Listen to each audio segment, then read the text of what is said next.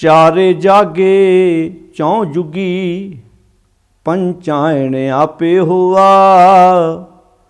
आपी ने आप साज्योन, आपे ही थम खलोआ। आपे पट्टी कलम आप लिखण हारा हुआ। सब उमत आवन जावनी, आपे ही नवा निरवा। तख्त बैठा अर्जन गुरु, सतगुर का खिवैं चंदोआ। उगवणो तै आथमणो, चौं चक्की कियन लोआ। जिनी गुरु ना सेवियो, मन मुखां पया मुआ। दूनी चौनी करामात, सच्चे का सच्चा ढोआ। चारे जागे चौं जुगी, पंचायण आपे हुआ। जिनी गुरु ना सेवियो, मन मुखां पया मुआ। दूनी चौनी करामात, सच्चे का सच्चा ढोआ। चारे जागे चौं जुगी, पंचायण आपे हुआ। वाहिगुरु जी का खालसा, वाहिगुरु जी की फतेह। गुरु प्यारी साध संगत जीओ, रामकली राग अंदर उचारण की हुई वार भाई बलवंड ਅਤੇ भाई सत्ता जी की रसना तो जिस दी आपां लड़ीवार विचार सांझी करते आ रहे हाँ। तिस लड़ी के तहत अज आपां 8 नंबर पौड़ी यानी कि अखीरली पौड़ी जो भाई सत्ता जी की रसना तो उचारण की हुई है, जिसका पाठ आपां सरवण किया है। ये पावन पौड़ी गुरु ग्रंथ साहिब जी के पावन अंक 968 के उपर सुभाईमान है। इस पौड़ी विच गुरु पंजवें पातशाह गुरु अर्जन साहिब सच्चे पातशाह महाराज जिन्हां दे जीवन बारे, उन्हां दा गुरु रामदास पिता महाराज जी तो बाद इस गुरता गद्दी की जिम्मेवारी नूं चकना ते बहुत वधिया तरीके नाल इस जिम्मेवारी नूं निभाउणा, उन्होंने बहुत सोहणे लफ्ज़ां विच भाई सत्ता जी ने बयान किया है। साध संगत गुरु पंजवें पातशाह जी की जे आपां गल करिए, जिन्हां दे प्रथाए भाई सत्ता जी ने ये पौड़ी उचारण की हुई है।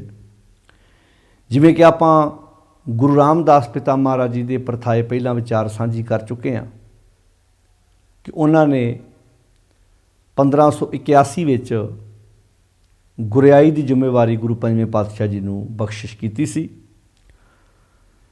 गुरु पंजवें पातशाह धन गुरु अर्जन साहिब महाराज जिन्हां दा जन्म 2 मई 1563 ईस्वी नूं गोइंदवाल साहिब की धरती ते हुंदा है। अज भी वो गुरुद्वारा मौजूद है, चुबारा साहब जाओ तुसीं, वो जन्म स्थान है गुरु पंजवें पातशाह जी का। 1563 ईस्वी नूं जदों उन्हां दे घर गुरु अर्जन साहिब का जन्म हुंदा है, ये तो एक गल तक क्लीयर हो गई कि जिदन उन्हां दे घर गुरु पंजवें पातशाह का जन्म हुंदा है, उदन अजे वो गुरु नहीं बने, क्योंकि गुरु 74 च बनते हैं। गुरु रामदास पिता महाराज 1574 ईस्वी च गुरता गद्दी की जिम्मेवारी चकते हैं, तो गुरु अर्जन साहिब जी का जिहड़ा जन्म है वो 63 का है, गोइंदवाल साहिब की धरती पर होया है। हुण सुभावक गल सी, नाना उन्हां दे गुरु अमरदास महाराज जी सन। 11 साल उन्होंने अपने नाना जी की गोद का आनंद प्राप्त होया है। 11 साल, क्योंकि उस वक्त गुरता गद्दी ते गुरु अमरदास महाराज जी सन। जदों बालक का जन्म गुरु अर्जन साहिब जी का जन्म गोइंदवाल साहिब की धरती पर होंदा है। नाना जी की गोद प्राप्त हुई है। भट्टा ने अपने सोइयां भी इस गल का जिक्र किया, तैं जन्मत गुरमत ब्रह्म पछाणिओ। जो चिणक बचपन तो उन्होंने अपने नाना जी को मिली है, लगी है, वो लगन की बदौलत उन्होंने अंदर वो खिच, वो तड़फ, वो गुरबाणी प्रति प्यार उन्होंने जीवन चो डुल डुल के पैंदा है। गुरु पंजवें पातशाह धन गुरु अर्जन साहब सच्चे पातशाह महाराज जदों उन्होंने जीवन की आप गल करते हैं तो कमाल का जीवन है उन्होंने, क्योंकि 11 साल वेखो, पहली गल तो 63 का उन्होंने जन्म है, 81 उन्होंने गुरता गद्दी की मिलती है, 81 18 साल की एज उन्होंने उस वक्त बनती है। 18 साल की उम्र है जदों वो गुरता गद्दी की जिम्मेवारी चकते हैं। 81 18 साल की उम्र के उन्होंने ये गुरता गद्दी की जिम्मेवारी बाखूबी बड़े सोहने तरीके नाल निभाया है।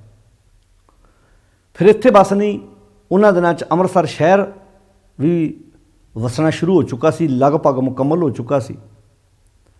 फिर इत्थे बस नहीं, उन्होंने ये सारे अपने इलाके विच नाल प्रचार केंद्र भी स्थापित किए, जिम्मेवारी बड़े तरीके नाल निभाया। 81 तो लैके 1606 तक वो गुरता गद्दी ते रहिंदे, 6 तक, लगभग ये 25 साल की उम्र बनती है। गुरु पंजवें पातशाह 25 साल लगातार उन्होंने इस गुरता गद्दी की जिम्मेवारी बाखूबी निभाया है। गुरु पंजवें पातशाह जी ने औकड़ां भी आईयां, समस्यावां भी आईयां। जिस बाणी अज असीं नमस्कार करते हैं माण नाल, इस सारी बाणी एक थां ते तरतीब गुरु पंजवें पातशाह जी ने दी है। क्योंकि गुरु नानक साहब जी के कोल जिहड़ी अपनी बाणी है, उन्होंने को 15 भगतों की बाणी, वो इदां ही बाणी बाबा लैणा जी को गुरु अंगद साहब जी को दे के गए। फिर गुरु अंगद साहब की अपनी बाणी, गुरु नानक साहब की बाणी, भगतों की बाणी, फिर गुरु अमरदास जी की अपनी बाणी, फिर सारी इदां ही गुरु रामदास, तो गुरु रामदास तो बाद 4 गुरु व्यक्तियों की बाणी, भगतों की बाणी, ये सारी बाणी गुरु पंजवें पातशाह जी को आउंदी है। गुरु पंजवें पातशाह महाराज फिर इस बाणी की पोथी बहुत सोहने तरीके नाल तरतीब दिंदे ने, बहुत सोहने तरीके नाल ये सेवा करवाई भाई गुरदास जी को, जो रिश्ते विच गुरु अर्जन साहब जी के मामा जी लगते हैं, भाई गुरदास जी। सारी बाणी लिखण की सेवा सत्कारयोग भाई गुरदास जी ने की है। हुण इत्थे पौड़ी विचारन तो पहलां आपां जिहड़ी गुरु पंजवें पातशाह जी दे नाल एक साखी जोड़ी हुई है, उहदे बारे भी आपां विचार कर लईए। साखीकारां जिवें आपां पहलां भी भाई सत्ता ते बलवंड जी बारे विचार साझे कर चुके हैं भी साखीकारां ने बहुत इदां दीयां साखियां लिख दित्तियां जिथे गुरु की शख्सीयत नूं नीवां विखाया जा रहा है।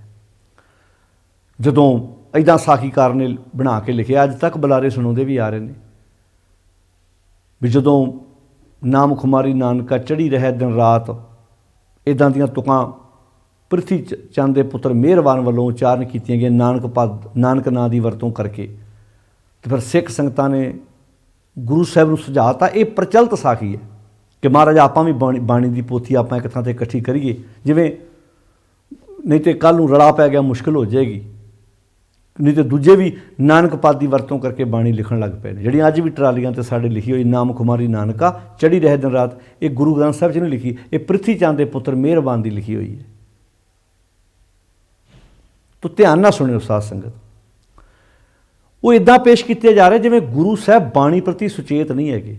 बाणी तो मेन है जिहड़ी हमारी प्यारी अमृतधारी गुर निमख न मन ते टारी रे, दर्शन परसन सरसन हरसन रंग रंगी करतारी रे, खिन राम गुर गम हरदम न जम हर कंठ नानक और तारी रे।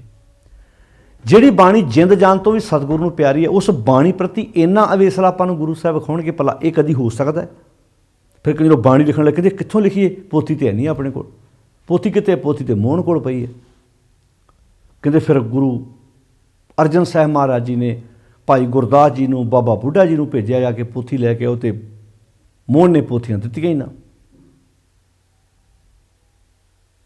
फिर गुरु अर्जन साहब जी आप नंगे पैरी नंगे कदम चल के अमृतसर तो गोइंदवाल साहब की धरती ते आउंदे ने, ते मोहन नूं कहंदे भी सानूं पोथियां दे, वो कहंदा मैं देणियां नहीं। फिर गुरु अर्जन साहब महाराज जी ने मोहन की उस्तत विच शब्द उचारण किया, मोहन तेरे उच्चे मंदिर महल अपारा। हुण हद हो गई ना। भाई गुरदास जी सके मामा जी लगते आ गुरु अर्जन साहब जी दे, सके मामा जी। ਹੁਣ ਸੋਚ ਕੇ ਵੇਖੋ ਤੁਸੀਂ, ਸਕੇ ਮਾਮਾ ਜੀ ਲੱਗਦੇ ਆ ਤੇ ਦੂਜੇ ਬੰਨੇ ਮੋਹਨ ਉਹਨਾਂ ਦਾ ਭਰਾ ਲੱਗਦਾ। ਆਪਣੇ ਭਰਾ ਦੇ ਪ੍ਰਤੀ ਉਹ ਆਪਣੀਆਂ ਪੌੜੀਆਂ 'ਚ ਲਿਖਦੇ ਆ, ਮੋਹਨ ਕਮਲਾ ਹੋਆ ਮੋਹਰੀ ਚਬਾਰਾ ਮਨਾਇਆ। ਜਿਹੜੇ ਮੋਹਨ ਨੂੰ ਭਾਈ ਗੁਰਦਾਸ ਜੀ ਕਮਲਾ ਲਿਖ ਰਿਹਾ ਵੀ ਕਮਲਿਆ ਤੂੰ ਪੁੱਤਰੀ ਕੌਲ ਨਾ ਪਾਲਿਓ, ਤੂੰ ਆਪਣੇ ਗੁਰੂ ਦੀ ਗੱਲ ਮੰਨੀ ਕਿਉਂ ਨਹੀਂ? ਜਦੋਂ ਗੁਰੂ ਸਾਹਿਬ ਨੇ ਕਿਹਾ ਸਿਰ ਝੁਕਾ ਤੇ ਝੁਕਾਇਆ ਕਿਉਂ ਨਹੀਂ? ਮੋਹਰੀ ਪੁੱਤ ਸਨਮੁਖ ਹੋਆ ਰਾਮਦਾਸੇ ਪੈਰੀ ਪਾਏ ਜੀਓ। ਭਾਈ ਗੁਰਦਾਸ ਜੀ ਮੋਹਨ ਨੂੰ ਕਮਲਾ ਲਿਖ ਰਿਹਾ ਆਪਣੀਆਂ ਪੌੜੀਆਂ 'ਚ, ਤਾਂ ਮਤਲਬ ਕੋਈ ਸੋਚ ਸਮਝ ਕੇ ਲਿਖ ਰਿਹਾ ਨਾ। ਭਾਈ ਗੁਰਦਾਸ ਜੀ ਨੇ ਜਦੋਂ ਬਾਣੀ ਲਿਖੀ ਅਕਸਰ ਕੋਈ ਸੋਚ ਸਮਝ ਕੇ ਤੁਕਾਂ ਲਿਖੀਆਂ ਨੇ ਨਾ, ਕਿ ਮੋਹਨ ਕਮਲਾ ਕਿਉਂ ਲਿਖਿਆ? ਵੀ ਕਮਲਿਆ ਚੱਲਿਆ, ਜਿਵੇਂ ਆਮ ਨਹੀਂ ਕਹਿੰਦੇ ਵੀ ਕਮਲਿਆ ਤੂੰ ਪ੍ਰਤਾਪ ਕੀ ਜਾਣੇ, ਤੈਨੂੰ ਕੀ ਪਤਾ ਉਹ ਕਿੱਡੀ ਸ਼ਖਸੀਅਤ ਦੇ ਮਾਲਕ ਨੇ, ਗੁਣਾ ਕਰਕੇ ਇੱਥੋਂ ਤੱਕ ਪਹੁੰਚੇ ਨੇ। ਤੇ ਉਹਨਾਂ ਕੋਲ ਗੁਰੂ ਅਰਜਨ ਸਾਹਿਬ ਜੀ ਨੂੰ ਪੋਥੀਆਂ ਲੈਣ ਭੇਜਿਆ ਜਾ ਰਿਹਾ ਸਾਖੀਕਾਰਾਂ ਵੱਲੋਂ, ਜਾਣੀ ਕਿ ਕੋਈ ਕਸਰ ਨਹੀਂ ਛੱਡੀ ਸਾਖੀਕਾਰਾਂ ਨੇ। ਜਿੱਥੇ ਗੁਰੂ ਨੀਵਾਂ, ਕਦੀ ਗੁਰੂ ਪੰਜਵੇਂ ਪਾਤਸ਼ਾਹ ਜੀ ਸੁਖਮਨੀ ਸਾਹਿਬ ਦੀ ਬਾਣੀ ਉਚਾਰਨ ਕਰਦੇ ਆ ਤੇ 17 ਨੰਬਰ ਅਸ਼ਟਪਦੀ ਤੇ ਆ ਕੇ ਉਹਨਾਂ ਦੀ ਬਾਣੀ ਰੁਕ ਜਾਂਦੀ ਆ, ਫਿਰ ਬਾਣੀ ਉਤਰਦੀ ਨਹੀਂ ਆ। ਫਿਰ ਸਾਖੀਕਾਰ ਗੁਰੂ ਪੰਜਵੇਂ ਪਾਤਸ਼ਾਹ ਨੂੰ ਸ੍ਰੀ ਚੰਦ ਕੋਲ ਭੇਜਦੇ ਆ, ਨੀਵੇਂ ਹੋ ਕੇ ਜਾਂਦੇ ਗੁਰੂ ਪੰਜਵੇਂ ਪਾਤਸ਼ਾਹ। ਤੇ ਫਿਰ ਸ੍ਰੀ ਚੰਦ ਫਿਰ ਜਦੋਂ ਫਿਰ ਸ਼ਲੋਕ ਉਚਾਰਨ ਕਰਦੇ ਆਦ ਸੱਚ ਜੁਗਾਦ ਸੱਚ। ਹੁਣ ਇੱਥੇ ਮੰਗਲਾ ਚੰਦ 'ਚ ਭੀ ਸੱਚ ਹੈ, ਉੱਥੇ ਫਿਰ ਭੇ ਕਿਹਾ ਭੱਬੇ ਨੂੰ ਸਿਹਾਰੀ ਪਾਇਆ। ਹੁਣ ਸਾਖੀਕਾਰਾਂ ਮੁਤਾਬਕ ਇਹ ਸ਼ਲੋਕ ਗੁਰੂ ਅਰਜਨ ਸਾਹਿਬ ਜੀ ਨੂੰ ਸ੍ਰੀ ਚੰਦ ਦੱਸਦੇ ਨੇ, ਫਿਰ ਮਗਲੀਆਂ ਅਸ਼ਟਪਦੀਆਂ ਉਹ ਫਿਰ ਉਚਾਰਨ ਕਰਦੇ ਨੇ। ਯਾਨੀ ਕਿ ਭੁੱਲਣ ਅੰਦਰ ਸਭ ਕੋ ਭੁੱਲ ਗੁਰੂ ਕਰਤਾਰ। ਗੁਰੂ ਨੂੰ ਵੀ ਭੁੱਲਦਿਆਂ ਵਿਖਾਤਾ ਵੀ ਗੁਰੂ ਕੋਲ ਵੀ ਇਹੋ ਜਿਹੀਆਂ ਗਲਤੀਆਂ ਹੋਈਆਂ ਨੇ, ਕੋਈ ਕਸਰ ਨਹੀਂ ਛੱਡੀ। ਜੇ ਦੁਸ਼ਮਣਾਂ ਨੇ ਨਹੀਂ ਛੱਡੀ ਤੇ ਆਪਣਿਆਂ ਨੇ ਵੀ ਕੋਈ ਕਸਰ ਨਹੀਂ ਛੱਡੀ। ਸਟੇਜਾਂ 'ਤੇ ਸਾਖੀਆਂ ਲਗਾਤਾਰ ਸੁਣਾਈਆਂ ਗਈਆਂ ਨੇ, ਜਿਸ ਸ੍ਰੀ ਚੰਦ ਨੂੰ ਉਹਨਾਂ ਪੁੱਤਰਾਂ ਨੂੰ ਜਿਹੜੇ ਗੁਰੂ ਦਾ ਕੌਲ ਮੰਨਣ ਲਈ ਤਿਆਰ ਨਹੀਂ, ਪੁੱਤਰੀ ਕੌਲ ਨਾ ਪਾਲਿਓ, ਤੇ ਲਿਖ ਦੇਣਾ ਉਸ ਬਾਣੀ 'ਚ ਜਿਹੜੀ ਬਾਣੀ ਨੂੰ ਅੱਜ ਅਸੀਂ ਸਿਰ ਝੁਕਾਉਂਦੇ ਹਾਂ। ਕੋਈ ਕਸਰ ਨਹੀਂ ਛੱਡੀ ਨੀਵਾਂ ਵਿਖਾਉਣ ਵਕਤ, ਬਲਕਿ ਸਾਖੀਆਂ ਨਿਰਮੂਲ ਨੇ, ਝੂਠੀਆਂ ਨੇ।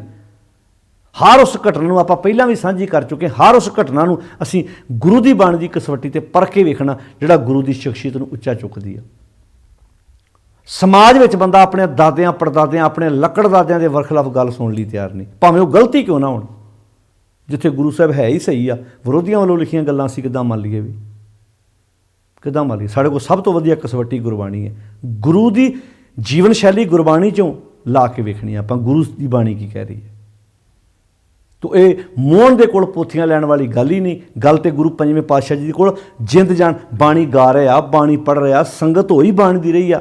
ਉੱਥੇ ਆਏ ਦਿਨ ਉੱਥੇ ਸੰਗਤ ਗੁਰਬਾਣੀ ਪੜ੍ਹ ਰਹੀ ਆ, ਬਾਣੀ ਗਾ ਰਹੇ ਆ। ਭਾਈ ਸੱਤਾ ਬਲਵੰਡ ਵਰਗੇ ਉੱਥੇ ਕੀ ਗਾ ਰਹੇ ਆ? ਬਾਣੀ ਤੇ ਗਾ ਰਹੇ ਆ। ਜਿਹੜੇ ਦਰਬਾਰ ਸਾਹਿਬ ਦੇ ਰਬਾਬੀ ਹੋਣ ਦਾ ਮਾਣ ਪ੍ਰਾਪਤ ਹੋਇਆ, ਜੇ ਉਹਨਾਂ ਕੋਲ ਬਾਣੀ ਦੀਆਂ ਪੋਥੀਆਂ ਹੀ ਨਹੀਂ ਤੇ ਉਹ ਗਾ ਕੀ ਰਹੇ? ਉੱਥੇ ਸਵਾਲ ਹੀ ਪੈਦਾ ਹੁੰਦਾ, ਜੇ ਪੋਥੀਆਂ ਹੀ ਮੋਹਨ ਦੇ ਕੋਲ ਆ। ਤੋ ਇਹ ਸਾਖੀਆਂ ਜੋੜੀਆਂ ਗਈਆਂ ਜਿਹੜੀਆਂ ਅੱਜ ਤੱਕ ਵੀ ਪ੍ਰਚਾਰਕ ਰਾਗੀ ਢਾਡੀ ਸਾਡੇ ਸਟੇਜਾਂ 'ਤੇ ਸੁਣਾਉਂਦੇ ਆ, ਜਿਹੜੀਆਂ ਸਾਖੀਆਂ ਗਲਤ ਆ। ਮੋਹਨ ਨੂੰ ਉੱਚਾ ਵਿਖਾਇਆ ਜਾ ਰਿਹਾ ਤੇ ਗੁਰੂ ਪੰਜਵੇਂ ਪਾਤਸ਼ਾਹ ਨੂੰ ਨੀਵਾਂ ਵਿਖਾਇਆ ਜਾ ਰਿਹਾ, ਤੇ ਸੰਗਤਾਂ ਅੱਗੇ ਬੈਠੀ ਜਾਂ ਸਿਰ ਮਾਰ ਰਹੀਆਂ। ਅਸੀਂ ਇੱਕ ਵਾਰ ਵੀ ਦਿਮਾਗ ਦੀ ਵਰਤੋਂ ਨਹੀਂ ਕਰਦੇ ਵੀ ਇੱਥੇ ਅਸੀਂ ਗੁਰੂ ਨੂੰ ਨੀਵਾਂ ਵਿਖਾ ਰਹੇ ਹਾਂ ਤੇ ਉਹਨਾਂ ਪੁੱਤਰਾਂ ਨੂੰ ਉੱਚਾ ਚੁੱਕਣ ਦੀ ਕੋਸ਼ਿਸ਼ ਕਰ ਰਹੇ ਹਾਂ ਜਿਹਨਾਂ ਨੂੰ ਪੁੱਤਰੀ ਕੌਲ ਨਾ ਪਾਲਿਓ। ਮੈਂ ਇਹ ਨਹੀਂ ਕਹਿੰਦਾ ਉਹਨਾਂ 'ਚ ਹੋਰ ਬੜੇ ਗੁਣ ਹੋਣਗੇ, ਪਰ ਆਹ ਗੁਨਾਹ ਸੀ ਵੀ ਜਦੋਂ ਗੁਰੂ ਨੇ ਕਹਿਤਾ ਇੱਥੇ ਸਿਰ ਝੁਕਾ ਦਿਓ, ਉੱਥੇ ਕਿੰਤੂ ਪਰੰਤੂ ਕਰਨ ਵਾਲੀ ਗੱਲ ਹੀ ਕੋਈ ਨਹੀਂ ਸੀ। ਜੇ ਮੋਹਰੀ ਸਨਮੁਖ ਹੋਇਆ ਤਾਂ ਉਹਦਾ ਜ਼ਿਕਰ ਵੀ ਕਰ ਦਿੱਤਾ, ਮੋਹਨ ਨਹੀਂ ਹੋਇਆ ਤਾਂ ਨਹੀਂ ਕੀਤਾ। ਉੱਥੇ ਚੰਦਨ ਵਾਸ ਨਵਾਸ ਬਹਾਇਆ ਸ਼ਬਦ ਵਰਤੇ ਨੇ ਭਾਈ ਗੁਰਦਾਸ ਨੇ। ਤੋ ਖੈਰ ਗੱਲ ਕਰ ਰਹੇ ਸੀ ਆਪਾਂ ਗੁਰੂ ਪੰਜਵੇਂ ਪਾਤਸ਼ਾਹ ਜੀ ਦੀ, ਉਹ ਐਡੀ ਮਹਾਨ ਸ਼ਖਸੀਅਤ ਜਿਨ੍ਹਾਂ ਨੇ, ਉਹਨਾਂ ਦੇ ਕੰਮ ਵੇਖੋ ਤੁਸੀਂ, 1581 ਤੋਂ ਲੈ ਕੇ 1606 ਤੱਕ, ਕਿਉਂਕਿ 4 ਵਿੱਚ ਉਹਨਾਂ ਨੇ ਬਾਣੀ ਦੀ ਜਿਹੜੀ ਇਹ ਪੋਥੀ ਉਹ ਤਿਆਰ ਕਰਵਾ ਲਈ ਸੀ। 6 ਚੋਂ ਸ਼ਹਾਦਤ ਦਾ ਜਾਮ ਪੀਂਦੇ ਆ, ਤੱਤੀਆਂ ਤਵੀਆਂ 'ਤੇ ਬਿਠਾਇਆ ਜਾਂਦਾ, ਦੇਗ ਵਿੱਚ ਉਬਾਲੇ। ਵਜ੍ਹਾ ਕੀ? ਸੋਚ ਕੇ ਵੇਖੋ ਤੁਸੀਂ। ਕਦੀ ਕਦੀ ਸਿਰ ਝੁਕਦਾ ਮਾਤਾ ਗੰਗਾ ਜੀ ਦੇ ਚਰਨਾਂ 'ਚ। ਸਮਾਜ ਵਿੱਚ ਪਤੀ ਚੰਗੇ ਕੰਮ ਕਰਦਾ ਹੋਵੇ ਨਾ, ਉਹਨੂੰ ਸਮਾਜ ਪ੍ਰਵਾਨ ਨਾ ਕਰਦਾ ਹੋਵੇ, ਜਿੱਥੇ ਵੀ ਪਤਨੀ 4 ਬੀਬੀਆਂ 'ਚ ਬਵੇ, ਉਹਨੂੰ ਲੋਕ ਗੱਲਾਂ ਕਰਨ ਇਹਦਾ ਪਤੀ ਇੱਦਾਂ ਹੈ, ਇਹਦਾ ਪਤੀ ਇੱਦਾਂ ਹੈ। ਕਰਦਾ ਚੰਗੇ ਕੰਮ ਹੋਵੇ, ਨੇਕ ਕੰਮ ਹੋਵੇ, ਭਾਵੇਂ ਉਹ ਕਿਸੇ ਗੁਰਦੁਆਰੇ ਦੀ ਕਮੇਟੀ 'ਚ ਹੋਵੇ, ਕਿਤੇ ਵੀ ਹੋਵੇ, ਮੈਂ ਨਾ ਕਿਸੇ ਵੀ ਸਮਾਜ ਸੁਧਾਰ ਕੰਮ 'ਚ ਹੋਵੇ, ਤੇ ਕਈ ਵਾਰੀ ਔਰਤ ਕਹਿੰਦੀ ਹੈ ਛੱਡ ਭਰਾ ਜੀ, ਤੁਸੀਂ ਇੰਨੇ ਚੰਗੇ ਕੰਮ ਕਰਦੇ ਹੋ, ਲੋਕ ਤੁਹਾਡੇ ਬਾਰੇ ਗੱਲਾਂ ਕਰਦੇ ਆ, ਛੱਡੋ ਭਰਾ, ਆਪਾਂ ਇਹ 'ਚੋਂ ਕੀ ਲੈਣਾ। ਪਰ ਸਿਰ ਝੁਕਦਾ ਮਾਤਾ ਗੰਗਾ ਜੀ ਦੇ ਚਰਨਾਂ 'ਚ। 81 ਤੋਂ ਲੈ ਕੇ ਲਗਾਤਾਰ ਉਹਨਾਂ ਨੇ ਇਸ ਜ਼ਿੰਮੇਵਾਰੀ ਨੂੰ ਬਾਖੂਬੀ ਨਿਭਾਇਆ। इलाके 'ਚ खूह लवाए, बाणी दियां पोथियां दे उतारे करवाए। जे लाहौर काल पिया तो सिखां दी दसवंध सारे इलाके 'चों दसवंध इकट्ठा करके उत्थे जे कोई हिंदू पूरा होया उसका संस्कार किया, मुसलमान पूरा होया उन्होंने दफनाया, कोड़ी खाने तैयार किए, वैद खाने बनाए, दवाई बूटी का प्रबंध किया। जिहड़े काम उस वक्त देश के बादशाह दे सी, सरकारां नूं चलाउण वाले बड़े बड़े बादशाह जिहड़े वो भी किनारा कर गए, बादशाह अपने हत्थीं जाके उत्थे काम कर रहे हैं। तो लाहौर चों आवाज़ आई, धन गुरु अर्जन, धन गुरु अर्जन, धन गुरु अर्जन। पर कमाल की गल तुसीं वेखो, उहो ही लाहौर है जिथे तत्ती तवी ते बिठा के सीस ते तत्ता रेता पाया गया, देग विच उबाला दिता गया। क्यों? कौन लोग सी वो जिन्हां नूं काम नहीं, ये वेख रहा सी गुरु अर्जन साहब आम लोगों के हक च क्यों खलो रहे हैं। गुरु अर्जन साहब जी के रसना तो उच्चारण किया होया ये उपदेश जिहड़ा आम मुरदे हुए जीवन विच जिंदगी पा रहा है, जुआन पा रहा है। आ चुभदियां सी गल्लां, घर में ठाकुर नजर ना आवे, गल में पाहन लै लटकावे, पर में पूला साकत फिरता नीर बरोले, खप खप मरता। जिस पाहन को ठाकुर कहता वो पाहन लै उसको डुबता। ये शब्द उन्होंने पसंद नहीं सी। कत जाइए रे घर लागू रंग, मेरा चित न चले मन भयो पंग, एक दिवस मन पई उमंग, कस चंदन चोआ बहुत सुगंध, पूजन चाली ब्रह्म ठाए, सो ब्रह्म बतायो गुर मन ही माए। आ बाणी किदां हजम हो जू उन्होंने? पूजो राम एक ही देवा, जिथे विपर बैठा आख रहा होवे ऐस तीर ते इशनान करो, इन्ना दान पुण्य करो, तुहानूं बैकुंठ मिलू। तो भगत कबीर जी वर्गे योधे कह रहे होण, पूजो राम एक ही देवा, साचा नावण गुर की सेवा। गुरु की गल मनना ही सच्चा नहाउणा है। किदां पसंद आ जाऊ। ये सी महान गुरु अर्जन साहब वर्गी शख्सियत जिन्होंने अपनी जिंदगी च अनेकां परोपकार किए। तो कमाल की गल, गुरु अर्जन साहब सच्चे पातशाह तो बाद मीरी पीर दे मालिक धन गुरु हरगोबिंद पातशाह इस जिम्मेवारी को बहुत सोहणे तरीके नाल निभाउंदे ने। जिन्हें उन्होंने जीवन के काम वेखीए ध्यान नाल ते सिर झुकदा गुरु अर्जन साहब जी के परोपकारां वाल। इत्थे भाई सत्ता जी बहुत सोहणे लफ्ज वरत रहे हैं, कहते चारे जागे चौं जुगी। चारे जागे का चार, गुरु नानक साहब तो लैके गुरु रामदास जी तक, वो चारे गुरु नानक साहब, गुरु अंगद साहब, गुरु अमरदास, गुरु रामदास जी चौं जुगी अपने अपने समय ते चारे प्रगट होए। समाज दे विच उन्होंने अपना एक थां बनाया, जगह बनाई, काम किया। पंचायन आपे हो, पंचायन का अर्थ की है? पंचायन का पंजां तत्तां दा घर, पंजां तत्तां दा सोमा कौन? रब परमेश्वर। ये पंजां तत्तां दा सोमा तो वही है ना, मुढ़ तो वही है ना, मूल तो वही है ना। पंजां तत्तां पंचायन आपे हुआ, वो आप ही परमात्मा पहला उन्होंने चौं दे रूप च प्रगट होए। कहते आप ही ने आप साजे होण, उस परमेश्वर ने अपने आप नूं आप साजिया उन्होंने राही, अपने आप नूं उन्हां विच टकाया है। वो रब्बी गुण जी आप पिछे गल कही सी ना, धन धन रामदास गुर जिन सिरे आते ने सवारिया, पूरी होई करामात आप सिरजणारे तारे। सिरजणारे ने अपना आप टकाया गुरु रामदास जी के अंदर। शब्दावली वेखो किदां मिलती है, कहते आप ही ने आप साजे होण, अपने आप नूं इन्हां राही प्रगट किया। कोई प्रगट कर ली, हुण वेखो लाइट हुंदी है ना, लाइट ध्यान नाल सुणिओ, बिजली होवे तो बिजली नूं प्रगट कर ली भी तो कोई साधन हुंदा है ना। जे उहनूं पखा चलेगा प्रगट होएगी, लाइट जगेगी प्रगट होएगी, फ्रिज राही बर्फ जमाउंदी है, लाइट भी प्रगट हुंदी है ना। कहते परमेश्वर ने अपने आप नूं इन्हां राही प्रगट किया है। चारे जागे चौं जुगी पंचायन, पंचायन का अर्थ की पंजां दा मुढ़, पंजां दा घर, पंजां दा सोमा। जिहड़े पंज तत्त ने उन्हां पंजां तत्तां सोमा परमेश्वर कहते आप ही ने आप साजे होण। उस मालिक ने, उस वैगुरू ने, उस अकाल पुरख ने अपने आप नूं इन्हां राही साजिया दा अर्थ है प्रगट किया है। ते आपे ही थम खलोआ। थम खलोआ का अर्थ यह है कि सारी सृष्टि नूं थम, जिवें कोई मकान खिलारना होवे थल्ले थम्मियां दे दियां, पिलर दे दिए, उहदे थल्ले दीवारां हुंदियां। कहते आपे ही थम खलोआ, आप ही उन्हें सारिਆਂ नूं थम दिता, आसरा दिता है। चारे जागे चौं जुगी पंचायन आपे हुआ। वो मालिक वैगुरू अकाल पुरख फिर इत्थे बस नहीं, कह लगे आपे ही थम खलोआ, आप ही थम के आसरा दे के ਉਹ ਆਪ ਹੀ ਖਲੋਤਾ ਹੋਇਆ ਹੈ, ਸਭ ਕੁਝ ਆਪ ਹੀ। ਫਿਰ ਇੱਥੇ ਬਸ ਆਪੇ ਪੱਟੀ, ਉਹ ਵਾਹਿਗੁਰੂ ਅਕਾਲ ਪੁਰਖ ਆਪ ਹੀ ਪੱਟੀ ਹੈ, ਕਲਮ ਆਪ ਲਿਖਣ ਹਾਰਾ ਹੋਆ। ਕਹਿੰਦੇ ਪੱਟੀ ਵੀ ਆਪ ਹੈ। ਪੁਰਾਣੇ ਸਮੇਂ 'ਚ ਹੁੰਦੇ ਸੀ ਨਾ ਫੱਟੀਆਂ, ਉਹਦੇ ਉੱਤੇ ਪਹਿਲਾਂ ਪੂਰਨੇ ਪਾਏ ਜਾਂਦੇ ਸੀ, ਪਹਿਲਾਂ ਪੂਰਨੇ ਪਾਉਣੇ, ਫਿਰ ਉਹਦੇ 'ਤੇ, ਤਾਂ ਕਿ ਸਟੂਡੈਂਟ ਨੂੰ ਲਿਖਣਾ ਸੌਖਾ ਹੋ ਸਕੇ। ਕਹਿੰਦੇ ਉਹ ਅਕਾਲ ਪੁਰਖ ਪੱਟੀ ਵੀ ਆਪ ਹੈ ਅਤੇ ਕਲਮ ਵੀ ਆਪ ਹੈ, ਆਪ ਲਿਖਣ ਹਾਰਾ ਹੋਆ, ਅਤੇ ਗੁਰੂ ਪੂਰਨੇ ਪਾਉਣ ਵਾਲਾ ਹੈ। ਪੂਰਨੇ ਪਾਏ ਨਾ ਗੁਰੂ ਸਾਹਿਬ ਨੇ, ਪੂਰਨੇ ਪਾ ਕੇ ਦੇ ਗਏ ਸੀ ਨਾ ਵੀ ਆਹ ਕੰਮ ਕਰਨੇ। ਉਹਨਾਂ ਦੇ ਪੂਰਨੇ 'ਤੇ ਅੱਜ ਸਿੱਖ ਕੌਮ ਤੁਰ ਰਹੀ। ਪੂਰਨੇ ਪਾ ਕੇ ਭਾਈ ਇੱਦਾਂ ਆਪਣਾ ਆਪ ਵੀ ਨਿਸ਼ਾਵਰ ਕੀਤਾ ਜਾ ਸਕਦਾ ਦੂਜਿਆਂ ਤੋਂ। ਪੂਰਨੇ ਪਾਏ ਨੇ। ਜਦੋਂ ਲਾਹੌਰ ਵਿੱਚ ਦੇਗ ਵਿੱਚ ਉਬਾਲਾ ਖਾਧਾ ਗੁਰੂ ਪੰਜਵੇਂ ਪਾਤਸ਼ਾਹ ਜੀ ਨੇ, ਤੇ ਪੂਰਨੇ ਪਏ ਨੇ। ਤੇ ਜਦੋਂ ਭਾਈ ਦਿਆਲਾ ਜੀ ਜਗ੍ਹਾ ਬਦਲੀ ਹੈ, ਉਹ ਲਾਹੌਰ ਸੀ, ਇਹ ਦਿੱਲੀ ਹੈ, ਦੇਗ ਵੀ ਤਾਂ ਉੱਦਾਂ ਦੀ ਹੈ, ਪਾਣੀ ਵੀ ਉੱਦਾਂ ਦਾ ਹੀ ਹੈ, ਅੱਗ ਵੀ ਉੱਦਾਂ ਦੀ ਹੈ, ਪਰ ਅੱਜ ਬਹਿਣ ਵਾਲੇ ਬਦਲ ਗਏ। ਕਦੀ ਟੀਚਰ ਬੈਠੇ ਸੀ, ਅੱਜ ਸਟੂਡੈਂਟ ਬੈਠਾ ਹੈ। ਪੂਰਨੇ ਆ ਨਾ, ਪੂਰਨੇ ਪਾਏ ਸੀ ਗੁਰੂ ਜੀ। ਸੇਵਾ ਦੇ ਪੂਰਨੇ ਪਾ ਗਏ, ਪਰਉਪਕਾਰ ਦੇ ਪੂਰਨੇ ਪਾ ਗਏ, ਦੱਸ ਗਏ। ਲੋਕ ਪੁੱਤਰ ਮੋਹ 'ਚ ਬੜਾ ਕੁਝ ਕਰਦੇ ਆ, ਲੋਕ ਆਪਣੇ ਬੱਚਿਆਂ ਨੂੰ ਸੇਫ ਜਗ੍ਹਾ 'ਤੇ ਲੈ ਜਾਂਦੇ ਆ, ਪਰ ਪਾਤਸ਼ਾਹ ਜੀ ਨੇ ਪਰਉਪਕਾਰ, ਆਪਣਾ ਸਰੀਰ ਵੀ ਲੈ ਕੇ ਲਾਤਾ, ਅਸੂਲਾਂ ਦੇ ਉੱਤੇ ਤੁਰਦੇ ਆ, ਰਾਹ ਵਿਖਾਇਆ ਦੁਨੀਆ ਨੂੰ, ਲੋੜਵੰਦਾਂ ਦੀ ਹੈਲਪ ਕੀਤੀ, ਪਰਉਪਕਾਰ ਕੀਤਾ ਗੁਰਦੇਵ ਜੀ ਨੇ। ਗੁਰੂ ਜੀ ਪੂਰਨੇ ਪਾਉਂਦੇ ਨੇ, ਸਾਡੇ ਅੱਗੇ ਅੱਗੇ ਤੁਰਦੇ ਨੇ। ਆਪੇ ਪੱਟੀ ਕਲਮ ਆਪ ਲਿਖਣਹਾਰਾ ਹੋਆ, ਆਪ ਹੀ ਗੁਰੂ ਫਿਰ ਲਿਖਣਹਾਰਾ। ਪੂਰਨੇ ਪਾਉਂਦੇ ਨੇ ਸਾਡੇ ਗੁਰੂ ਪਾਤਸ਼ਾਹ ਜੀ। ਉਹਨਾਂ ਪੂਰਨਿਆਂ 'ਤੇ ਸਿੱਖ ਨੇ ਤੁਰਨਾ ਹੈ। ਪਰ ਅੱਜ ਅਸੀਂ ਪੂਰਨੇ ਕਿਸੇ ਹੋਰ ਕੋਲੋਂ ਪਵਾ ਰਹੇ ਹਾਂ। ਜਿਹੜੇ ਪੂਰਨਿਆਂ 'ਤੇ ਸਿੱਖ ਨੇ ਤੁਰ ਕੇ ਸੋ ਸਿੱਖ ਸਖਾ ਬੰਧ ਪਹਿ ਭਾਈ, ਜੇ ਗੁਰ ਕੇ ਭਾਣੇ ਵਿੱਚ ਆਵੇ। ਗੁਰੂ ਦੇ ਭਾਣੇ 'ਚ ਤੁਰਨਾ ਹੀ ਤਾਂ ਮਤਲਬ ਸੀ। ਜਿਵੇਂ ਫੱਟੀ ਉੱਤੇ ਪੂਰਨੇ ਪਾਏ ਜਾਂਦੇ, ਮੁੜ ਕੇ ਉਹਦੇ 'ਤੇ ਅੱਖਰ ਲਿਖੇ ਜਾਂਦੇ ਆ। ਅਸੀਂ ਤਾਂ ਪੂਰਨੇ ਛੱਡ ਕੇ ਬਹਿ ਗਏ ਸੀ, ਗੁਰੂ ਦੀ ਗੱਲ ਛੱਡ ਕੇ ਬੈਠ ਗਏ। ਹੁਣ ਇੱਥੇ ਸੋ ਸਿੱਖ ਸਖਾ ਬੰਧ ਪਹਿ ਭਾਈ, ਜੇ ਗੁਰ ਕੇ ਭਾਣੇ ਵਿੱਚ ਆਵੇ। ਆਪਣੇ ਭਾਣੇ ਜੋ ਚੱਲੇ ਭਾਈ ਵਿਛੜ ਚੋਟਾਂ ਖਾਵੇ। ਆਪੇ ਪੱਟੀ ਕਲਮ ਆਪ, ਉਹ ਪਰਮਾਤਮਾ ਆਪ ਹੀ ਪੱਟੀ ਹੈ, ਆਪ ਹੀ ਕਲਮ ਹੈ।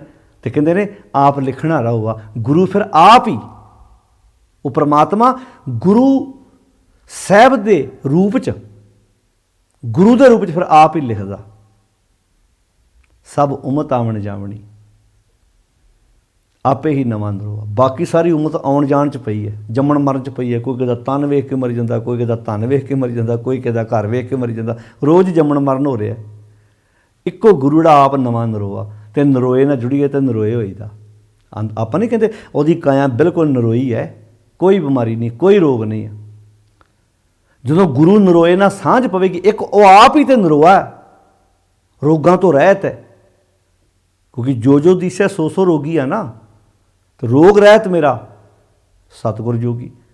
ਹਉਮੈ ਰੋਗ ਮਾਨੋ ਕੋ ਦੀਨਾ, ਕਾਮ ਰੋਗ ਮੈਗਲ ਬਸ ਲੀਨਾ। ਦ੍ਰਿਸ਼ਟ ਰੋਗ ਪਚ ਮੂਏ ਪਤੰਗਾ, ਨਾਦ ਰੋਗ ਖਪ ਗਏ ਕੁਰੰਗਾ। ਜੋ ਜੋ ਦਿਸੈ ਸੋ ਸੋ ਰੋਗੀ, ਰੋਗ ਰਹਿਤ ਮੇਰਾ ਸਤਿਗੁਰ ਜੋਗੀ। ਇੱਕੋ ਗੁਰੂ ਹੀ ਤੇ ਜਿਹੜਾ ਨਰੋਆ ਹੈ।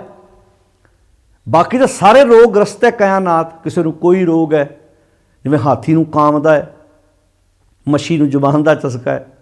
ਇੱਕ ਇੱਕ ਐਬ ਨੇ ਸੱਤਿਆਨਾਸ ਨਹੀਂ ਮਰਾਇਆ ਪਿਆ ਇਹਨਾਂ ਦਾ। ਤੇ ਬੰਦਿਆ ਤੇਰੇ ਤੇ 5 ਨੇ, ਮ੍ਰਿਗ ਮੀਨ ਭ੍ਰਿੰਗ ਪਤੰਗ ਕੁੰਚਰ ਏਕ ਦੋਖ ਵਿਨਾਸ਼। ਪੰਚ ਦੋਖ ਅਸਾਧ ਜਾਮੇ ਤਾਂ ਕੀ ਕੇਤਕਾਸ। ਇੱਥੇ ਕਹਿਤਾ ਸਭ ਉਮਤ ਆਵਣ ਜਾਵਣੀ। ਆਉਣ ਜਾਣ ਦਾ ਅਰਥ ਕੀ ਇੱਥੇ? ਆਉਣਾ ਜਾਣਾ ਕੀ ਹੈ? ਮਨ ਦਾ ਆਉਣਾ ਜਾਣਾ। ਮਨ ਦੇ ਉਤਰਾਅ ਚੜਾਈ ਆ। ਡਿਪਰੈਸ਼ਨ ਕੀ ਹੈ? ਬਿਮਾਰੀਆਂ ਕੀ ਹੈ? ਮਨ ਟਿਕਾ 'ਚ ਨਹੀਂ ਹੈਗਾ। ਏਅਰ ਕੰਡੀਸ਼ਨ ਲੱਗਾ ਹੈ, ਬੈੱਡ ਬੜਾ ਵਧੀਆ ਹੈ, ਸੋਫੇ ਬੜੇ ਵਧੀਆ ਨੇ, ਪਰ ਮਨ ਦਾ ਆਉਣਾ ਜਾਣਾ ਹੈ। ਮਨ ਟਿਕਾ 'ਚ ਨਹੀਂ ਹੈਗਾ, ਮਨ ਸਥਿਰ ਨਹੀਂ ਹੈਗਾ। ਸਭ ਉਮਤ ਆਵਣ ਜਾਵਣੀ, ਸਾਰੀ ਉਮਤ ਪਬਲਿਕ ਆਉਣ ਜਾਣ 'ਚ ਪਈ ਹੈ ਕਾਇਨਾਤ। ਆਪੇ ਹੀ ਨਵਾਂ ਨਰੋਆ। ਇੱਕ ਗੁਰੂ ਹੀ ਹੈ ਜਿਹੜਾ ਐ ਨਵਾਂ ਨਰੋਆ ਹੈ, ਹਰ ਵਕਤ ਨਵਾਂ ਨਵਾਂ ਨਰੋਆ। ਨਵਾਂ ਆਉਂਦਾ ਨਾ ਸਾਹਿਬ ਮੇਰਾ ਨੀਤ ਨਵਾਂ। ਇਹ ਨੀਤ ਨਵਾਂ ਸ਼ਬਦ ਕਿਉਂ ਵਰਤਿਆ ਭਲਾ? ਹਰ ਚੀਜ਼ ਨਵੀਂ ਨਹੀਂ ਹੁੰਦੀ। ਧਿਆਨ ਨਾਲ ਸੁਣਿਓ। ਕੋਈ ਵੀ ਚੀਜ਼ ਲਾਓ, ਉਹ ਨਵੀਂ ਦਾ ਇੱਕ ਟਾਈਮ ਪੀਰੀਅਡ ਹੈ। ਤੁਸੀਂ ਮੰਨ ਲਓ ਅੱਜ ਮੋਬਾਈਲ ਬਹੁਤ ਵਧੀਆ ਨਵਾਂ ਲੈ ਕੇ ਤੁਸੀਂ ਕਹੋਗੇ ਅੱਜ ਹੈ, ਅੱਜ ਨਵਾਂ ਹੈ। ਕੱਲ੍ਹ 1 ਦਿਨ ਪੁਰਾਣਾ ਹੋ ਜਾਣਾ, ਪਰਸੋਂ 2 ਦਿਨ ਪੁਰਾਣਾ, ਫਿਰ 3 ਦਿਨ। ਤੁਸੀਂ ਗੱਡੀ ਲੈ ਕੇ ਆਏ ਜੀ, ਹਾਰ ਲੱਗੇ ਉਹਦੇ ਗੱਡੀ ਦੇ ਅੱਗੇ, ਡੈਕੋਰੇਸ਼ਨ ਹੋਈ ਆ, ਅੱਜ ਲੱਗਦੀ ਨਵੀਂ। लैके भी अज ही आए जी, पर कल फिर कहोगे कल लियांदी सी, फिर परसों, फिर चौथ, इदां फिर महीना पहला, 2 महीने, कपड़े अज पाए ने, ये अज ही नवीं पाई है, पहली बार वर्दी पाई है, फिर 2 दिन, फिर 3 दिन, फिर हफ्ता, गाना अज लिखे है। जो बाणी जो ना साहब मेरा नीत नवा, उसका अर्थ की है भी जिदा नवीं चीज़ नहीं वरती दी, बंदा नवीं किताब है, फ्रैश है, नवीं है जी, बिल्कुल ये पुरानी नहीं हैगी। कहते साहब नित ही नवा वा, फिर ऐ लगता जो साहब नाल संबंध जुड़ता ना, इंज लगता जिवें फ्रैश हुणे ही आया जी, कदी पुराना हुंदा ही नहीं, कदी पुराना हुंदा ही नहीं, क्योंकि नित नवा है, नित नवे विचार ने, आपे नवा नरोआ, ऐ नरोआ। फिर इत्थे बस नहीं, कहते तख्त बैठा अर्जन गुरु, कमाल की गल तुसीं वेखो, तख्त बैठा अर्जन गुरु, कहते उस नवे नरोए प्रभु नो बख्शिश किए हुए तख्त उत्ते अज, क्योंकि गुरु नवा नरोआ सी ते तख्त भी नवा नरोआ है ना, जिथे जिथे जिस जिम्मेवारी निभा रहे हैं। कहते तख्त बैठा अर्जन गुरु, सतगुरु का खिवें चंदोआ, जिथे वो बैठे आ उत्थे भी तो फिर रोशनी है, चानण मुनारा बन के लोगों सामने जा रहे हैं। जिवें आपां फेर वसाया फेर वाण सतगुरु खडूर दा अर्थ की सी भी नवें सिरों वसाया, नवें सिरों लोगों को जिंदगी जीण दे तरीके दसे। जो कोई बंदा किसी की मदद करता, हैल्प करता, वो वास्ते तो चानण मुनारा ही है। चानण गुरु साहब जो लोगों दी दुख तकलीफां सुनते हैं, हैल्प करते हैं लोगों की, कोई दीन दुखी आउंदा महाराज बांह फड़दे उन्हां दी, चानण मुनारा ने उन्हें वास्ते। तख्त बैठा अर्जन गुरु, उस नवें नरोए प्रभु के बख्शे तख्त उत्ते, कह लगे जिथे पहले 4 गुरु बह चुके हैं, गुरु नानक साहब तो लैके गुरु रामदास जी तक समय समय हुए ने, अज उस तख्त उत्ते गुरु अर्जन साहब जी बैठे ने। तख्त बैठा अर्जन गुरु, सतगुरु का खिवें चंदोआ, तो सतगुरु का चंदोआ चमक रहा, भाव गुरु साहब गुणा नाल चमक रहे, गुणा नाल दी सुंदरता होर वध रही है। उगवणों तय आथणवों, भाव सूरज चढ़न तो लैके, उगवणों का अर्थ है सूरज चढ़न तो लैके, आथमणों का अर्थ है सूरज छिपण तक, सूरज चढ़ तो लैके सूरज छिपण तक, चौं चक्की चौं कुंटां चारे दिशावां वाले बने किया न लोआ।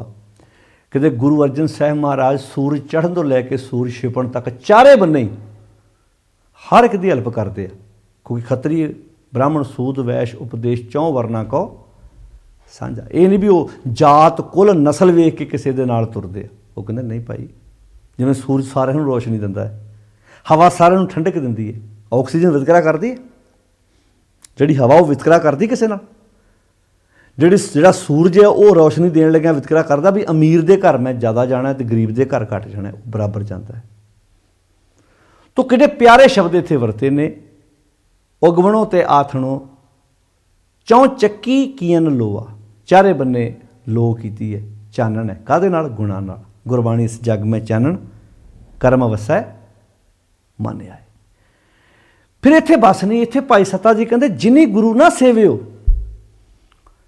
जिन्हां मनुखां ने ऐसे गुरु की सिक्ख्या उत्ते अमल नहीं किया, जिन्हां हुण जिन्नी शब्द वरते, जिन्हां ने, जिवें ਜਦੋਂ ਆਪਾਂ ਸਲੋਕ ਵਾਰਾਂ ਤੇ ਵਧੇਕ ਪੜ੍ਹਦੇ ਹਾਂ ਤੇ ਉੱਥੇ ਬਹੁਤ ਪਿਆਰਾ ਸਲੋਕ ਗੁਰੂ ਅਮਰਦਾਸ ਮਹਾਰਾਜ ਜੀ ਦਾ 1418 ਅੰਕ ਤੇ, ਜਿਨ੍ਹਾਂ ਸਤਿਗੁਰ ਪੁਰਖ ਨਾ ਸੇਵੇ, ਜਿਨ੍ਹਾਂ ਮੀਨਿੰਗ ਜਿਨ੍ਹਾਂ ਨੇ, ਜਿਵੇਂ ਆਪਾਂ ਕਹਿੰਦੇ ਸਕੂਲ 'ਚ ਬੱਚੇ ਪੜ੍ਹਦੇ ਪਰ ਜਿਨ੍ਹਾਂ ਨੇ ਪੜ੍ਹਾਈ ਨਾ ਕੀਤੀ ਉਹ ਫੇਲ ਹੋ ਜਾਣਗੇ, ਜਿਨ੍ਹਾਂ ਨਹੀਂ ਕੀਤੀ ਉਹ ਫੇਲ ਹੋਣਗੇ ਨਾ, ਪਰ ਜਿਹੜੇ ਪੜ੍ਹਨ ਵਾਲੇ ਉਹ ਥੋੜ੍ਹਾ ਫੇਲ ਹੋਣਗੇ। ਇੱਦਾਂ ਅਸੀਂ ਜਿਨ੍ਹਾਂ ਨੇ,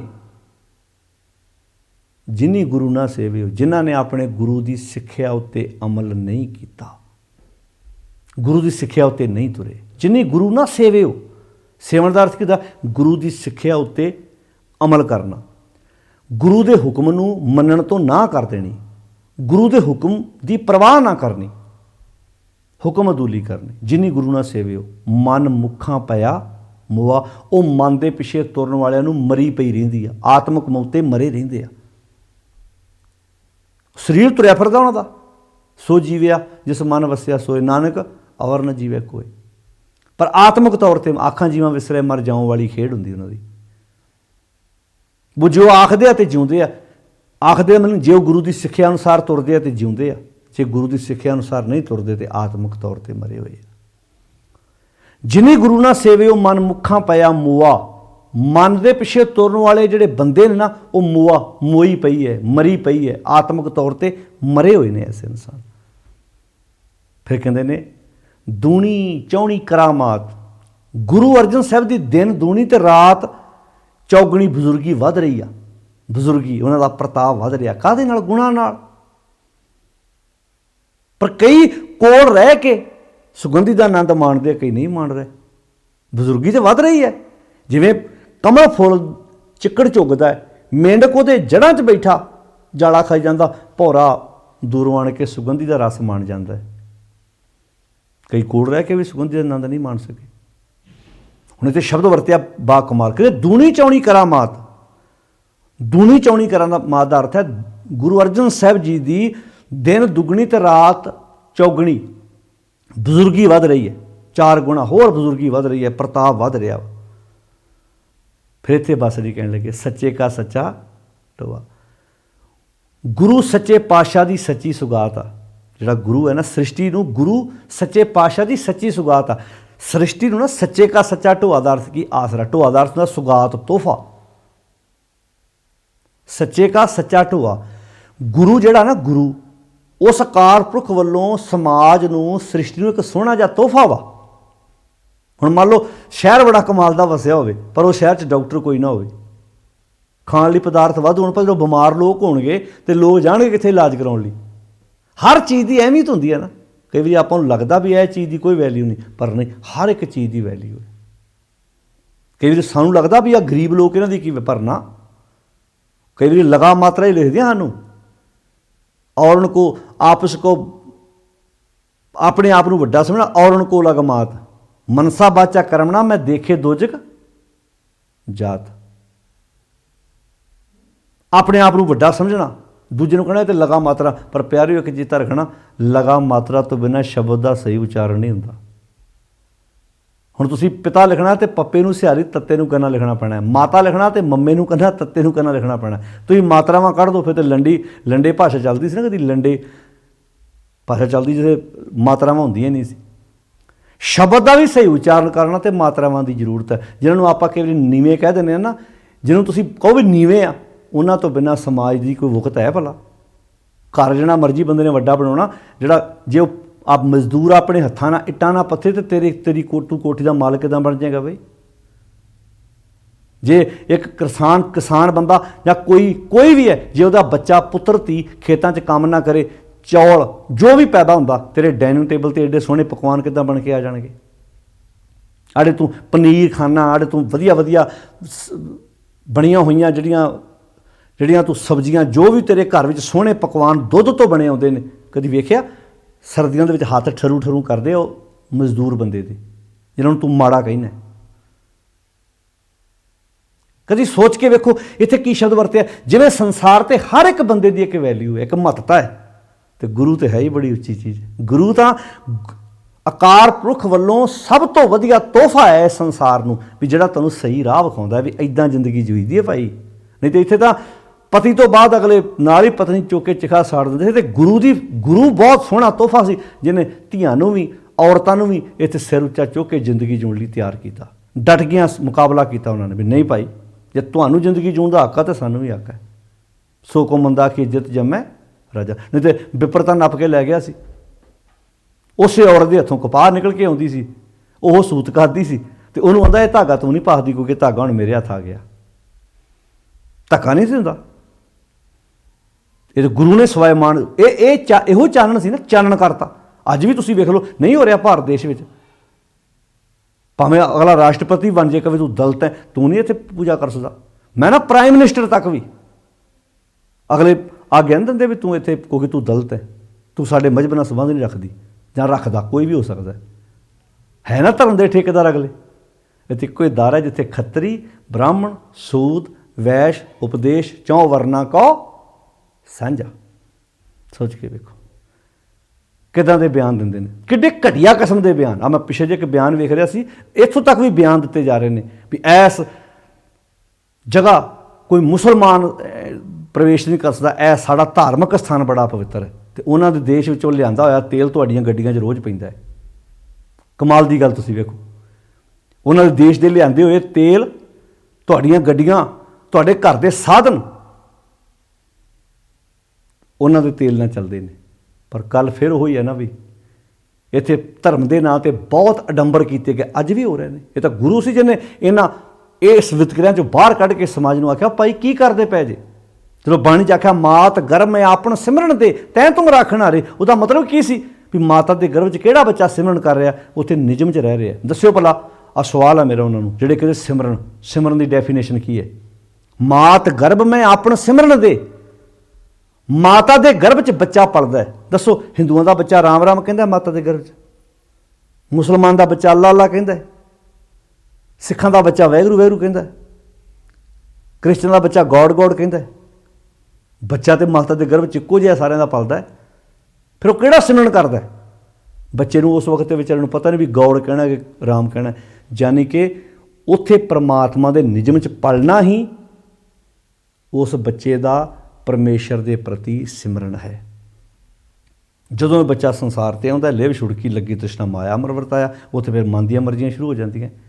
ਜੈਸੀ ਅਗਨ ਉਧਰ ਮੈਂ ਤੈਸੀ ਬਾਹਰ ਮਾਇਆ ਅਗਨ ਸਭ ਇੱਕੋ ਜਿਹੀ ਕਰਤੇ ਖੇਡ ਰਚਾਇਆ, ਜਾਂ ਤਿਸ ਭਾਣਾ ਤੇ ਜੰਮਿਆ ਪਰਿਵਾਰ ਭਲਾ ਪਾਇਆ, ਲਿਵ ਛੁੜਕੀ ਲੱਗੀ ਤ੍ਰਿਸ਼ਨਾ ਮਾਇਆ ਅਮਰ ਵਰਤਾਇਆ। ਤੋ ਸਿਮਰਨ ਕੀ ਹੈ? ਬੱਚਾ ਮਾਤਾ ਦੇ ਗਰਭ 'ਚ ਨਿਯਮ 'ਚ ਪਲ ਰਿਹਾ, ਇਹ ਉਹਦਾ ਸਿਮਰਨ ਹੈ। ਜਦੋਂ ਨਿਯਮ 'ਚੋਂ ਬਾਹਰ ਨਿਕਲਿਆ, ਆਪਣੀਆਂ ਮਨ ਮਰਜ਼ੀਆਂ ਕੀਤੀਆਂ, ਬੁਰੀਆਂ ਕੰਮਾਂ 'ਚ ਪੈ ਗਿਆ, ਲਿਵ ਛੁੜਕੀ ਲੱਗੀ ਤ੍ਰਿਸ਼ਨਾ ਮਾਇਆ ਅਮਰ ਵਰਤਾਇਆ।